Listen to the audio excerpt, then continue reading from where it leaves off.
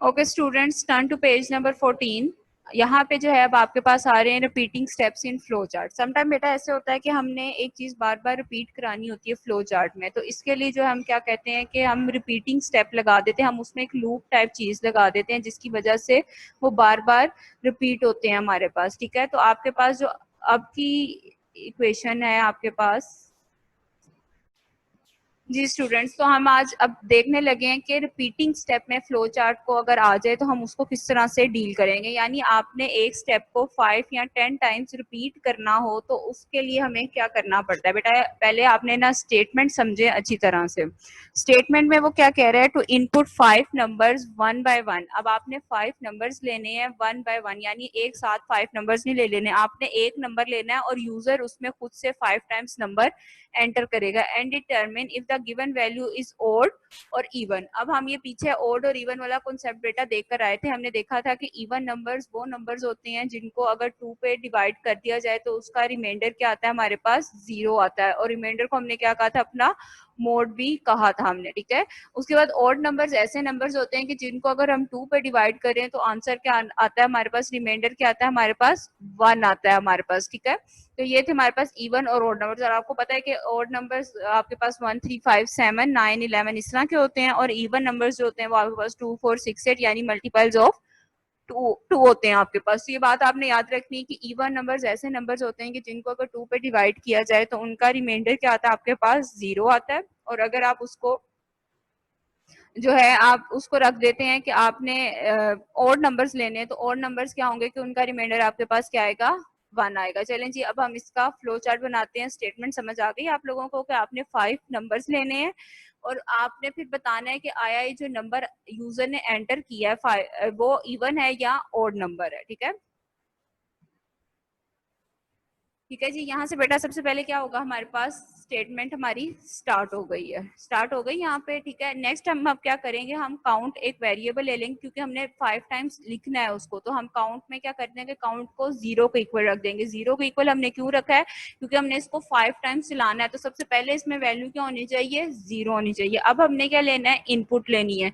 Input लेनी है user से कि ये बताए कि सबसे पहला नंबर वो क्या एंटर कर रहा है। ठीक है, तो इनपुट हमने एन ले लिया, एन में कोई भी नंबर जो है वो यूजर एंटर करेगा और फिर इसके बाद ये चीज देखी जाएगी कि क्या ये जो नंबर है वो इवन है या ओड है। ठीक है, अब इसके बाद हमने क्या करना है कि इंक्रीज काउंट बाय 1। अब जाहिर सी बात है कि जैसे ही अब आपकी इनपुट आपने नंबर लिया, उसमें काउंट में इस वक्त क्या पड़ा हुआ था, आपके पास 0 था।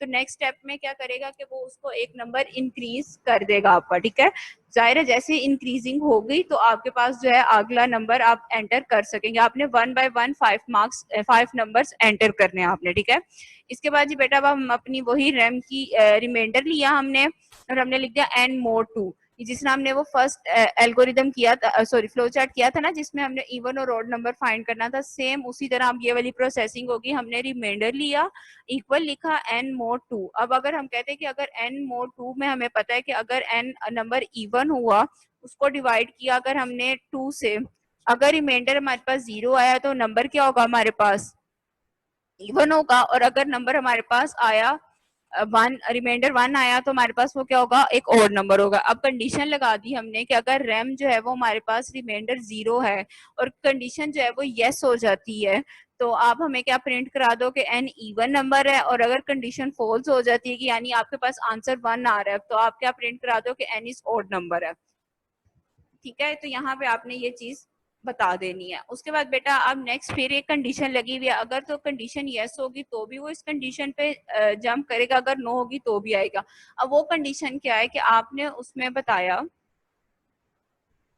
कि आपने कहा था कि काउंट आपने कहाँ तक चलाना है। मैंने आपको कहा था आपने 5 नंबर्स तक चलाना है, 1 बाय 1 5 नंबर्स जो है आपने इसमें क्या करने थे, एंटर करने थे। ठीक है, इसके बाद क्या होगा कि वो यहाँ पे आएगा इस कंडीशन पे, अगर कंडीशन यस होगी, एक दफा नंबर आपके पास चल गया,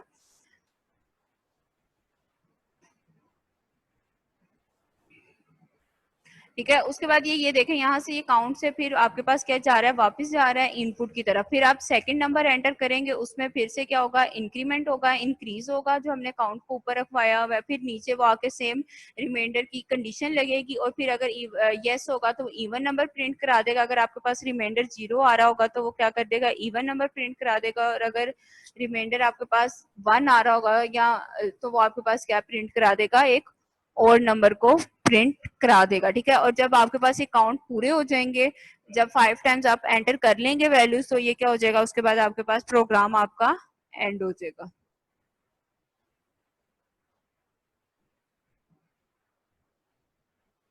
ये देखें आपकी बुक में भी सेम वो इसी तरह से एग्जाम्पल शो हुई हुई है। ठीक है। जब तक आपके पास काउंट 5 नहीं आएगा तब तक वो देखें यहाँ पे नो का साइन है, वो तब तक इसको दोबारा इनपुट की तरफ लेता जाएगा। जैसे ही आपके काउंट 5 पूरे हो जाएंगे तो यहाँ पे आपकी स्टेटमेंट क्या हो जाएगी, खत्म हो जाएगी। ठीक है।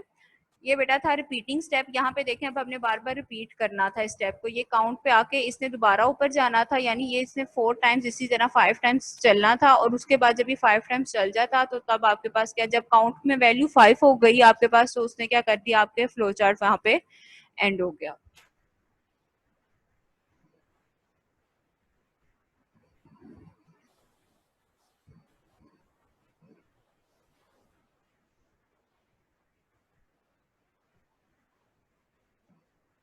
नेक्स्ट बेटा अब आपके पास आ रहा है फ्लो चार्ट। अब आपने इसकी फिर स्टेटमेंट समझे, to find a sequence of odd numbers. अब आपने यहाँ पे सीक्वेंस फाइंड करना है ऑड नंबर का। ऑड नंबर्स मैंने अभी आपको बताया कि ऐसे नंबर्स होते हैं जिनको अगर हम 2 पे डिवाइड करें तो उनका रिमाइंडर हमारे पास क्या आता है, 1 आता है हमारे पास, starting from a given number. अब यहाँ पे जो नंबर है वो यूजर खुद एंटर करेगा, किसी भी एक नंबर से वो स्टार्ट होने चाहिए टिल सम लिमिट, और एक लिमिट तक जो है ना आपने उसका सीक्वेंस बता देना। यानी यहाँ पे आप फिर से स्टेटमेंट को समझे कि आपने फाइंड करना है सीक्वेंस किसका, ओड नंबर का सीक्वेंस फाइंड करना है आपने। ओड नंबर का सीक्वेंस फाइंड करने के लिए उन्होंने कहा है कि ये जो नंबर इनपुट करेगा वो भी यूजर करेगा, और लिमिट भी जो है वो भी कौन बताएगा, इसकी यूजर ही बताएगा। यानी आपने फॉर एग्जांपल 9 से लेके 14 तक आपने एक सीक्वेंस चलाना है, तो 9 आपका क्या होगा, स्टार्टिंग नंबर होगा, और एंड वाली लिमिट क्या होगी उसकी, 14 होगी। तो 9 से 14 तक जो आपने नंबर चलाना है वो आपके पास क्या होगा, आपका एक लिमिट उसने बता दिया। ठीक है। और आपने सीक्वेंस निकालना है उसमें, और इसका मतलब कि आप कोई बार बार कोई नंबर वो एंटर कर सकता है और बार बार बता सकता है कि मैंने इस टाइप का नंबर डालो, अब इसका डालो या इसका इसमें शो कराओ। ठीक है। अब इसका देखते हैं फ्लो चार्ट।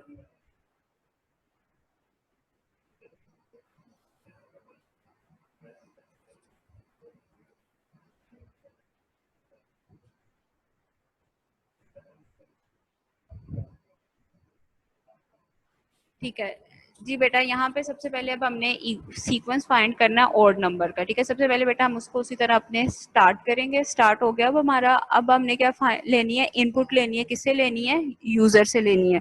अब हम उसमें देखेंगे कि ये जो इनपुट हमने लेनी है, हमने क्या चाहिए था, हमें एक स्टार्टिंग नंबर चाहिए था और एक लिमिट चाहिए थे। तो स्टार्टिंग नंबर को हमने एन से रिप्रेजेंट कर दिया और लिमिट को हमने एन ही रखा यहाँ पे। अब बेटा यहाँ पे क्या होनी है, प्रोसेसिंग होगी। अब हमने बताना है कि जो, अब हमने, क्योंकि मैंने आपको कहा कि जब भी इवन और ऑड नंबर जाएगा तो हमेशा रिमाइंडर की बात होगी। ठीक है। तो अब हमने वही दोबारा से प्रोसेसिंग लगाई अपनी कि एन मोड 2।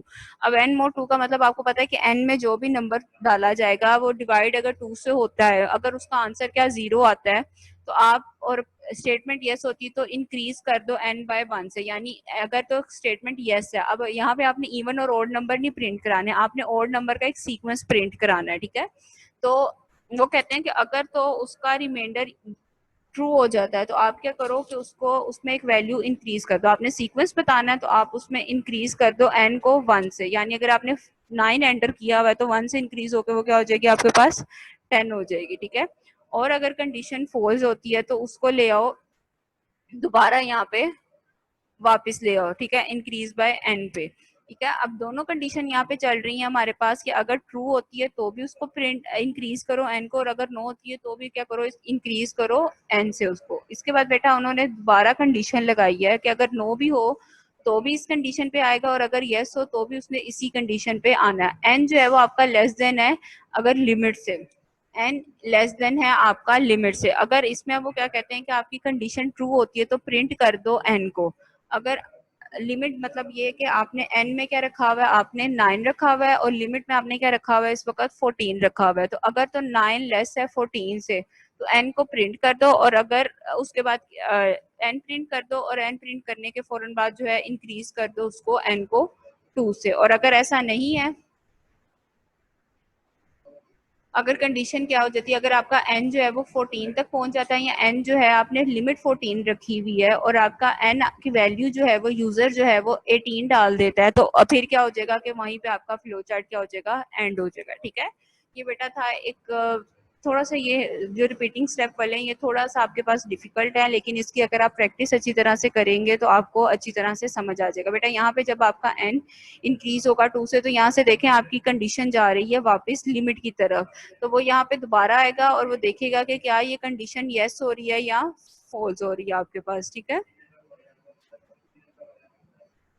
इसने यहाँ पे वापस जाना है, फिर लिमिट में आना है, फिर कंडीशन। आपको मैंने पहले कहा था कि जब भी हमारे पास डायमंड सिंबल आएगा तो हमारे पास कंडीशन हमेशा यस और नो की फॉर्म में ही लगेगी। अगर या तो कंडीशन यस होगी तो वो ये कर देगा, नो होगी तो वो ये कर देगा। ठीक है, तो ये एक सिंपल सा बेटा आपके पास नॉट सो सिंपल दो फ्लो चार्ट्स हैं जो रिपीटिंग नंबर्स को रिप्रेजेंट कर रहे हैं आपके पास, और दोनों इवन और ऑड नंबर्स के से रिलेटेड ही हैं। और इवन ऑड नंबर में मैंने आपको फर्स्ट डे ही जो हमने सिंपल एग्जांपल की थी उसी में आपको मैंने बताया था कि इवन नंबर्स ऐसे नंबर होते हैं कि जिनको जब हम 2 पे डिवाइड करते हैं तो उनका रिमाइंडर हमारे पास क्या आता है, 0 आता है। और अगर हम उनको 2 पे डिवाइड और ऑड नंबर ऐसे नंबर होते हैं जिनको हम 2 पे डिवाइड करें तो उनका आंसर हमारे पास क्या आता है, 1 आता है हमारे पास। ठीक है, तो आप बेशक खुद भी करके देखें कि ऑड नंबर्स आपको पता है कौन से होते हैं, 1 3 5 7 9 11, और जो होते हैं आपके पास ऑड नंबर्स, इवन नंबर्स, वो मल्टीपल्स ऑफ 2 होते हैं आपके पास। ठीक है